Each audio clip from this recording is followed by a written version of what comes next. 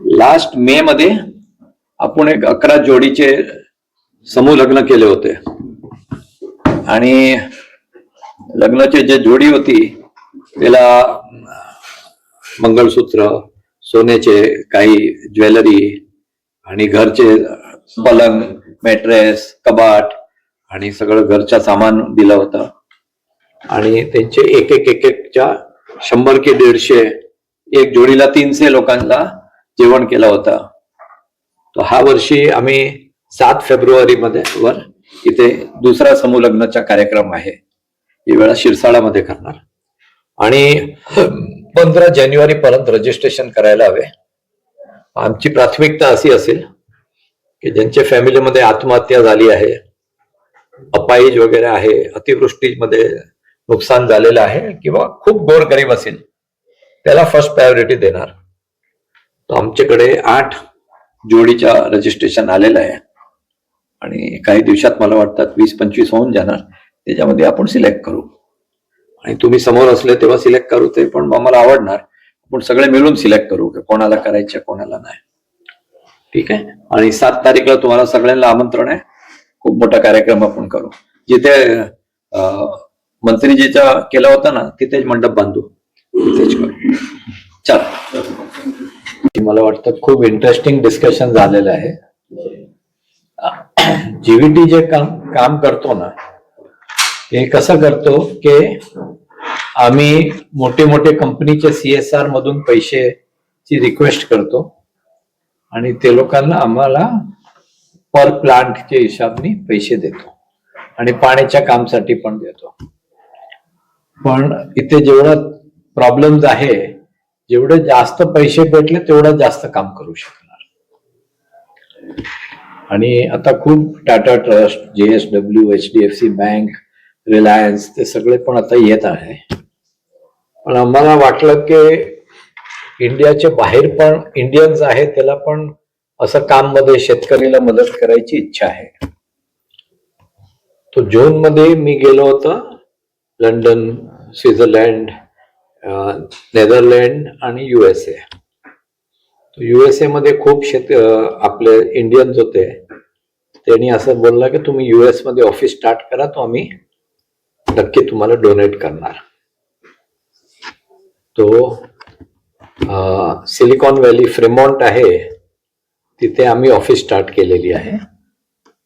आणि तिथे कसं आपलं इंडियामध्ये कसं आहे की कोणाला फंड द्यायचे असेल तो ATG करून फॉर्म असतात, यांच्याकडे ते 50% डोनेशन मध्ये त्याला टॅक्स रिबेट भेटतो.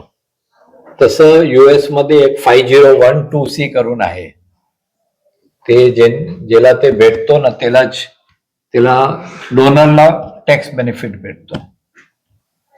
तो काल रात्री आपल्याला 5012C भेटलेला आहे. आणि आता आपलं कॅलिफोर्नियामध्ये ऑफिस स्टार्ट झालेली आहे आणि काल फर्स्ट पेमेंट पण आलं आहे. आणि असं वाटतात की खूप तिथून पण पैसे येणार आणि आपण जास्त शेतकऱ्यांची मदत करू शकतो. बाकी थोडी 1-5 मिनिट थांबून द्या. ते आपलं केळीवर आपलं जे फोकस आहे, केळी, पपाई आणि तुतीवर, तो त्यांचे 4-5 आस्पेक्ट आहे. एक तो पैसे लावायचे असलं ते एवढा पैसे शेतकरी लावू शकत की नाही. ते आज AU बँकचे पण मॅनेजर आलेले आहे. तो AU बँकनी आम्हाला 200 कोटीच्या कमिट केला होता की 200 कोटी आम्ही लोन देऊ शकतो, 1,20,000 पर शेतकरी, आणि 15 महिन्यानंतर त्याला रिटर्न करायचे. ते पर्यंत त्यांचे हार्वेस्ट पण येऊन जाणार, विकून पण जाणार. आणि तसंच पपयाच्या आणि तुतीच्या 2,20,000 रुपये हे देणार. तो आम्ही बोललो की हा वर्षी 200 कोटी नको देऊ, 100 कोटी आम्हाला द्या.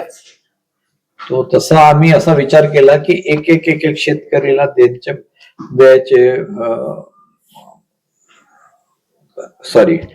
देने के बदले अगर आम्ही गाव टू गाव केलं तर आणखीन बरं होईल.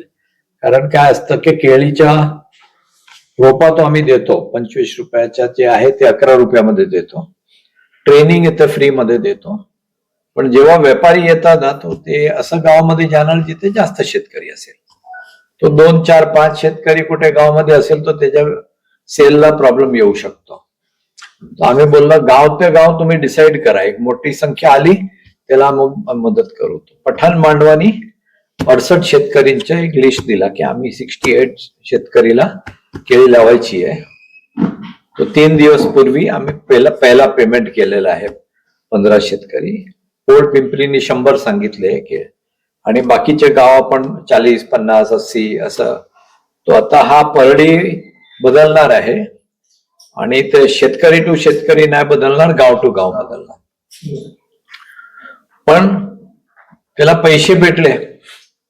लास्ट इयर अतिवृष्टी झाली होती, त्याचे खूप नुकसान पण झालं, पण एक फायदा पण झाला की जमीनमध्ये पाणी आहे.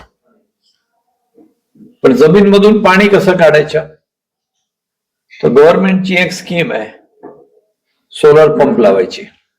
इथे बिजलीचा जो प्रॉब्लेम आहेच आहे. तो शक्ती पंपचे पाठीदार सरला आम्ही बोलवले आहे.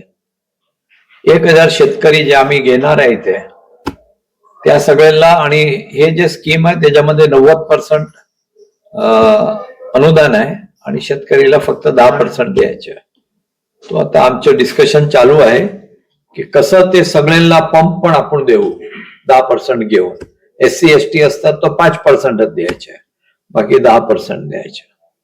तो EU बँक पण आलं, ते आलं. उद्या एक मोठा एक्सपोर्टर इथे येणार आहे. ते बोललं की मी दुबईमध्ये जेव्हा होतो ना तेव्हा इक्विडोरचे सगळे केळे घ्यायचा बिझनेस मी करत होता. तो उद्या त्यांच्या बरोबरही डिस्कशन आहे आणि दुसरे 4-5 एक्सपोर्टर पण येणार आहे. आणि लास्ट 5 दिवसात आमची टीमच्या इथे ट्रेनिंग चालू आहे. आणि आता शेतकरीचं ट्रेनिंग होईल की लोकलमध्ये केळी विकलं ते एक रेट असतात आणि एक्सपोर्ट क्वालिटीच्या विकतो तो वेगळा रेट असतात. तर आपल्या शेतकरीला कसं ट्रेन करायचं की एक्सपोर्ट क्वालिटीच्या केळी करा. तर हा वर्षाचा हा पण एक कार्यक्रम आहे. शेतकरीला प्रॅक्टिसेस करायला हवे, मेहनत करायला हवे, पण एक्सपोर्ट क्वालिटीच्या केला आणि आपण एक्सपोर्टर पण आणला ना तरी मला वाटतं की हा एक मोठा मार्केटिंगचा होणार. आणि जसं आज अशोक सर बोलले आहे तसा 7 मध्ये काही % प्रोसेसिंग साठी आम्ही प्लॅनिंग करत आहे. आम्ही एक प्रपोजल दिलेली आहे कलेक्टरला. आणि आज मला आता इथे बसत बघितलं की कलेक्टर बरोबर एक आम्ही MOU केलेला आहे. आता त्यांची कॉपी पण आली सही करायला. आणि GVT आणि कलेक्टर बरोबर एक MOU करणार आहे की कसं काय काय मुद्द्यामध्ये गव्हर्नमेंट आम्हाला सपोर्ट करणार आहे. आमची एक मागणी होती की एक सिंगल विंडो आम्हाला द्या. मी 100 ठिकाणी फिरणार नाही, तुम्ही आम्हाला एक माणूस द्या की ते पूर्ण आतमध्ये गव्हर्नमेंटच्या करून आम्हाला जबाब देणार. तो कलेक्टरनी सांगितलं ते सिंगल विंडो मी तुम्हाला देतो आणि ती सिंगल विंडो मीच आहे. काही असलं तर मला डायरेक्टली सांगा, तुम्हाला गव्हर्नमेंटमध्ये काही आन्सर असेल तर मी आणून तुम्हाला देतो, असं बोलणं झालेलं आहे.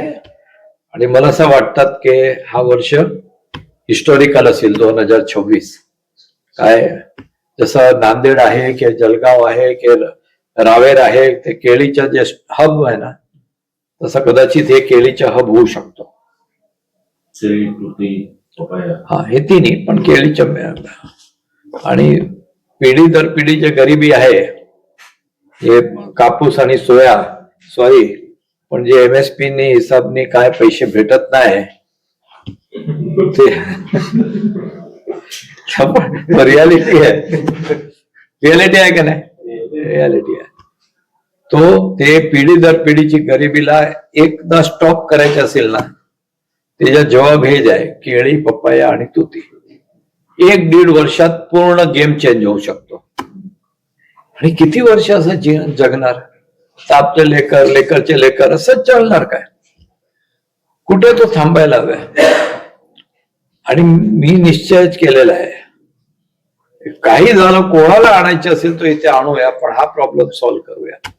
आज एक खूप मोठा माणूस आलेला आहे आणि जानेवारीमध्ये नीती आयोगचे रमेश चंद पण येणार आहे. आणि गरज पडली तो नरेंद्र मोदीला घेऊन येणार. त्याच्यामध्ये काय मला डाऊट नाही की आणू शकतो की नाही. ते आपण करूया, पण हा एरिया संपूर्णपणे गरिबीमधून बाहेर काढायच्याच आहे. आणि जेव्हा निश्चय केला तेव्हा काय पर्याय नाही, करायच्याच आहे.